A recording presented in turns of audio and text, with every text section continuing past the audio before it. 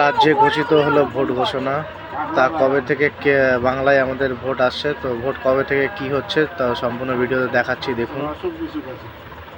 বিয়ে পাওয়ার জন্য যে প্রক্রিয়া সেটা শুরু হয়ে যাবে। মহিলাদের জন্য কেন্দ্রীয় সরকারের নির্দিষ্ট যে তহবিল রাখা আছে সেটা ডিস্ট্রিবিউশন শুরু। অন্নপূর্ণা লক্ষ্মী ভান্ডারের মধ্যে দিয়ে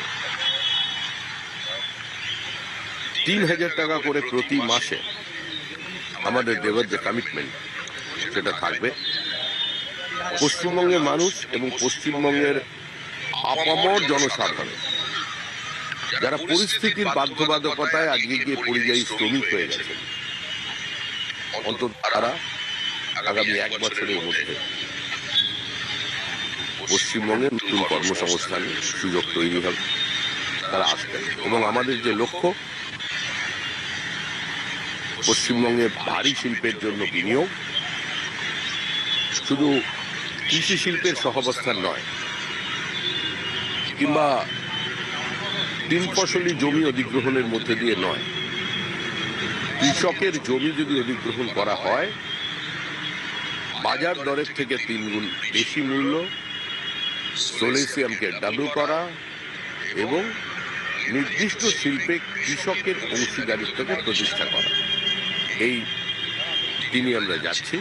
মেধার মর্যাদা দিয়ে নিয়োগ শুরু হবে।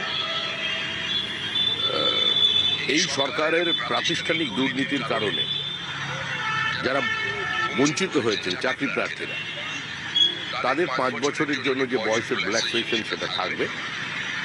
এবং পশ্চিমবঙ্গে প্রকৃতির বিরুদ্ধে যে যুদ্ধ ঘোষণা করেছিল তৃণমূল কংগ্রেস, মানুষের জল, জঙ্গল, জমি কেড়ে নেওয়ার যে অবস্থা তৈরি হয়েছিল, সেটাকে যে কোনো মূল্যে সরকারে আসার সঙ্গে সঙ্গেই সেটা বন্ধ হবে।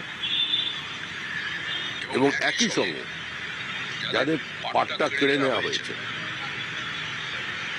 তাদের দিকে সরকার নজর রাখবে।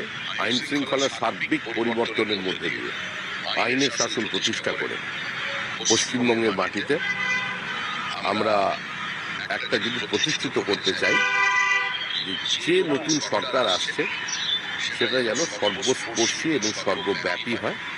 এবং সেই হিসেবেই আমরা আমাদের সংকল্পপত্র তৈরি করছি, সারা পশ্চিমবঙ্গের সর্বত্র মানুষদের সঙ্গে নিয়ে। এবং সর্বোপরি যে বিভাজনের রাজনীতি এ রাজ্যে তৈরি হয়েছে, ঘৃণার রাজনীতি তৈরি হয়েছে, হানাহানির রাজনীতি তৈরি হয়েছে, প্রকাশ্যে দাঙ্গার প্ররোচনা দেওয়ার যে রাজনীতি তৈরি হয়েছে, এগুলো বন্ধ করা হবে। যারা এগুলো করবেন, এ ধরনের ঘৃণা ছড়াবার চেষ্টা করবেন, র্যাডিক্যালাইজেশনের চেষ্টা করবেন, তাদের অবিলম্বে গ্রেফতার করা হবে।